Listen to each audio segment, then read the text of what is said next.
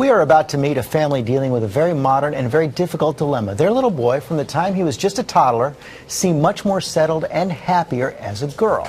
Nightline Cynthia McFadden sat down with them and a lot of other families struggling with this for a special primetime Nightline airing tonight, and she joins us now. Good morning, George. Yeah, it's a fascinating problem. These families were wonderful to let us into their lives.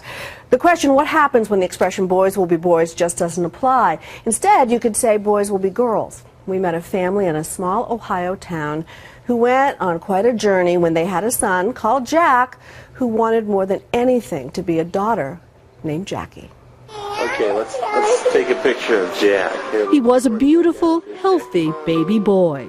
His parents, John and Jennifer, already had a daughter when little Jack came along 10 years ago. His proud father excited by all the things a boy and his dad could do together. Just like any father, I was looking forward to raising a boy and doing all the things that fathers and sons do, throwing the ball around and going fishing, things like that. But those dreams quickly faded away.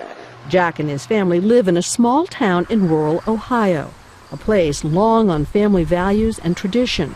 But when Jack was just 18 months old, it became clear he was anything but traditional. Never anything that a boy would be interested in. It was always dancing, dress up. My boy was always in sparkles and pretty shoes. And I tried to get outfits for boys too, the fireman, the G.I. Joe. We had superhero costumes. Never ever wanted to put those on. He adored the color pink and loved dancing in ballerina outfits and trying on frilly, sparkly tutus. At birthday parties, Jack lit up when he received brand new Barbie dolls, but tossed aside the toy trucks. His sister Sagan was the first to ask the question. I remember me asking her when we were little, I said, Jackie, do you really want to be a girl? And she said, yeah. The thought had crossed our mind that Jackie may be gay, and we were both okay with that. We didn't have any problem. I think Jackie was 2.5 to 3, and I started looking online just to see if I could find any information. And I found out what transgender was at that time, and I was kind of I wonder. In elementary school, life was already getting tough. Jack would get teased by other kids at school. They'd call him gay boy. And they had since first grade. Finally, a week after turning 10 years old, Jack, with tears in his eyes, said to his mother he had something he had to tell her. And I'm like, what is it? I don't know, it's not easy. I have to tell you something. I'm like, so I'm okay, tell me what you want to say. He was like, I'm a girl and I can't do this anymore. So, and I just, What did you say? I just say it's going to be okay. At first, they let Jack dress up in girls' clothes at home, but still sent him to school as a boy. But every day became a battle, until his parents, at a crossroads, made one of the toughest decisions of their lives, to let their son live as a girl. You don't use the pronoun he anymore. You've abandoned it. That's right. Right. So when someone you don't know comes up and says, how many children do you have? You say? Now I say I have 2 daughters. Jack has now become Jackie, and when I met her, she seemed like a normal, happy 10-year-old girl. So this is your room, huh? Yes. Oh, that's cute. This is your fanciest dress, isn't it? Yeah. Yeah? Do you feel good in it?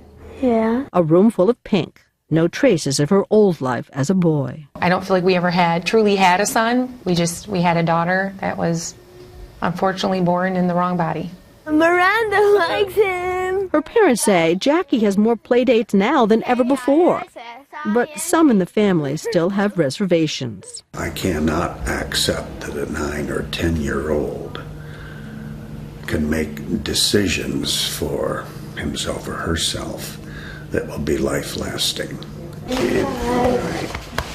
Bye, Grandma. Bye, Grandpa. Love you.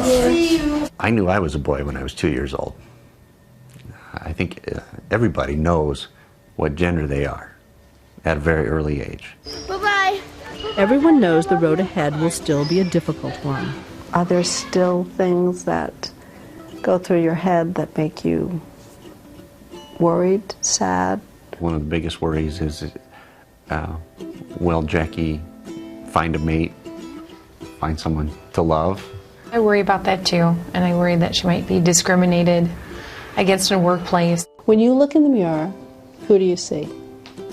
A girl that's a person. You see a girl that's a person. Yeah. Ah, Jackie. Tonight, also, her parents deal with the complicated issues, George, that emerge as she heads towards puberty, whether or not her puberty should actually be blocked. A very difficult decision ahead. Okay, Cynthia, fascinating stuff. A lot more tonight. Primetime Nightline, My Extraordinary Family, airs at 10, 9 Central.